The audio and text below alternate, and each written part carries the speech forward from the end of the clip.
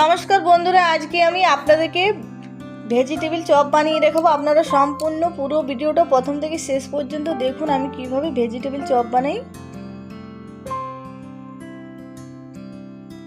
আর vegetable chop বানানোর জন্য প্রথমে আমি পুর বানিয়ে নেব। তার জন্য কড়াই দিয়ে দিলাম সরষের তেল, আর তেলের মধ্যে দিয়ে দিলাম বাদাম। আমি বাদামটা ভালো করে ভেজে নেব।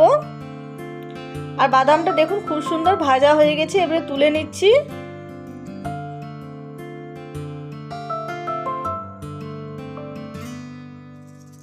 আর এবারে ওই তেলে আমি দিয়ে দিলাম গোটা জিরে।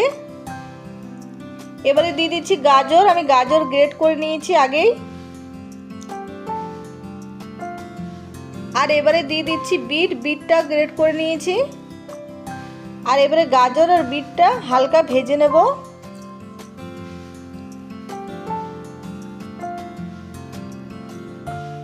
আর গাজর আর বিটটা বেশ কিছুক্ষণ ভেজে নিয়েছি। এবারে এর মধ্যে দিয়ে দিচ্ছি মটরশুঁটি, আর এবারে এর মধ্যে দিয়ে দিচ্ছি নুন, পরিমাণ মতো দিয়ে দেবো হলুদ গুঁড়ো। আর এবারে ভালো করে মিশিয়ে নেব।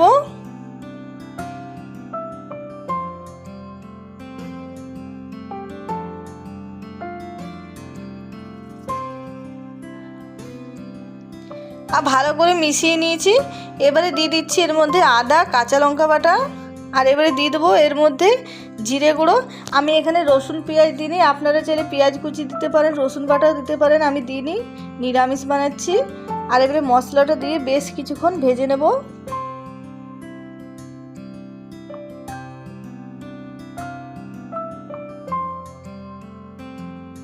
আর মশলাটা দিয়ে বেশ কিছুক্ষণ ভেজে নিয়েছি। এবারে এর মধ্যে দিয়ে দিচ্ছি আলু সেদ্ধ। আর এবারে আলু সেদ্ধ দিয়ে খুব ভালো করে মিশিয়ে নেব।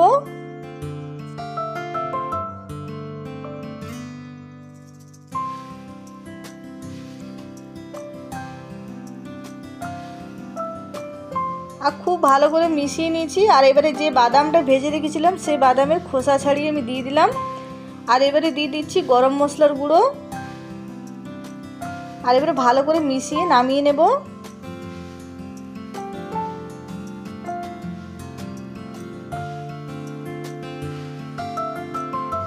ভালো করে মিশিয়ে নিয়েছি, এবারে নামিয়ে নিচ্ছি। নামিয়ে একটা থালার মধ্যে ঢেলে নিচ্ছি। আর এটা ভালো করে ঠান্ডা করে নেব।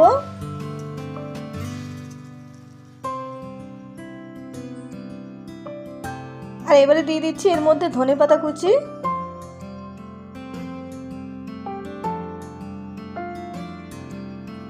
আর পুরটা খুব সুন্দর ঠান্ডা হয়ে গেছে।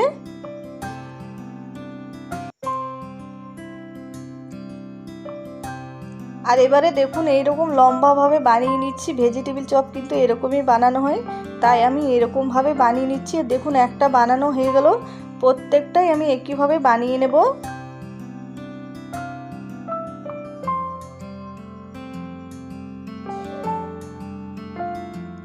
আর একে একে দেখুন অনেকগুলো বানানো হয়ে গেল। আর এবারে এখানে একটা বাটির মধ্যে নিয়ে নিচ্ছি ময়দা। আমি 4 চামচ মতো নিয়ে নিলাম ময়দা। আর তার সঙ্গে দিয়ে দেবো 4 চামচ মতো কর্নফ্লাওয়ার। আর এবারে দিয়ে দেবো এর মধ্যে একটু নুন। আর এবারে দিয়ে দেবো গোলমরিচের গুঁড়ো। আর এবারে জল দিয়ে গুলে নেব।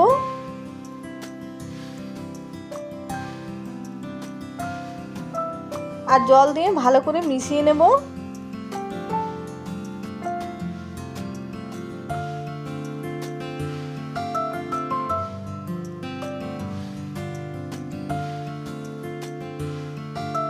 আর এখানে নিয়েছি বিস্কুটের গুঁড়ো। আর এবারে যে ভেজিটেবিল চপটা বানিয়ে রেখেছিলাম পুরটা, সেটা দিয়ে দিলাম বিস্কুটের গুঁড়োর মধ্যে। প্রথমে আমি এটা দুবার কোট করে নেব। প্রথমে বিস্কুটের গুঁড়োতে কোট করে নিলাম, এবারে দিয়ে দিচ্ছি যে ময়দার কর্নফ্লাওয়ার গুলে রেখেছিলাম সেটার মধ্যে। তারপরে আবার বিস্কুটের গুঁড়োর মধ্যে দিয়ে দিচ্ছি। আর এটা নাড়ু বিস্কুট আমি গুঁড়ো করে নিয়েছি ঘরেই। বন্ধুরা আপনারাও এরকমভাবে নাড়ু বিস্কুট নিয়ে ঘরে গুঁড়ো করে নিতে পারেন। আর দেখুন একটা এভাবে বানিয়ে নিলাম, প্রত্যেকটাই আমি একইভাবে বানিয়ে নেব। আর দুবারে সবগুলোই কোট করেছি, তাহলে খেতে ভালো লাগবে।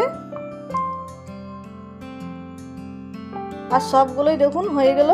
এবারে ভেজে নেব। ভাজার জন্য আমি কড়াই দিয়ে দিচ্ছি সাদা তেল, আর তেলটা গরম করে নেব। আর তেল গরম হয়ে গেছে, এবারে দিয়ে দিচ্ছি তেলের মধ্যে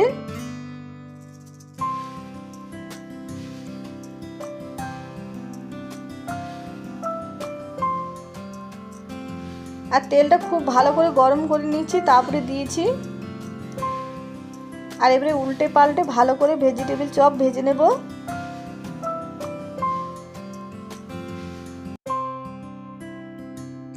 আর দেখুন ভাজা হয়ে গেছে, খুব সুন্দর লালচে ভাব হয়েছে, তখন তুলে নেব। আর এবারে তুলে নিচ্ছি আর দেখুন নামিয়ে নিচ্ছি। আর দেখুন দেখতে কতটা সুন্দর হয়েছে বন্ধুরা, খেতেও দারুণ হয়েছিল। আর একইভাবে সব ভেজিটেবিল চপ ভেজে নেব। বাজারে তো প্রত্যেকেই আমরা ভেজিটেবল চপ কিনে খাই, কিন্তু এরকমভাবে বাড়িতে বানালে বেশি খেতে ভালো লাগবে বন্ধুরা। বাজারের থেকেও অবশ্যই আপনারা এরকম বাড়িতে বানিয়ে খাবেন। আর কমেন্টে নিশ্চয়ই জানাবেন কেমন হয়েছে কেমন না আজকের ভিডিও। আর যারা নতুন দেখছেন তারা অবশ্যই আমার চ্যানেলটা সাবস্ক্রাইব করবেন, পাশে থাকবেন।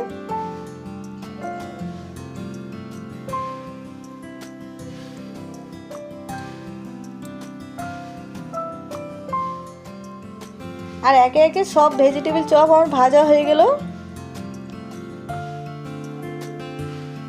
আর দেখুন একটা প্লেটের মধ্যে আমি দিয়ে দিচ্ছি। আর এর সঙ্গে আমি টমেটো সস আর বানিয়েছি ধনেপাতার চাটনি। আর এই দুটোর সঙ্গে খেতে দারুণ লাগে। আর এটা গরম গরম খেতে বেশি ভালো লাগে বন্ধুরা, আপনারা এরকম বাড়িতে বানিয়ে খাবেন। আর একটা আপনাদেরকে ভেঙে দেখাচ্ছি কত সুন্দর হয়েছে। দেখুন ওপরটাও যতটা ক্রিসমি হয়েছে ভেতরটাও ততটা ভালো হয়েছে। আপনারা দেখে নিশ্চয়ই বুঝতে পেরেছেন। কমেন্টে নিশ্চয়ই জানাবেন কেমন হয়েছে কেমন না।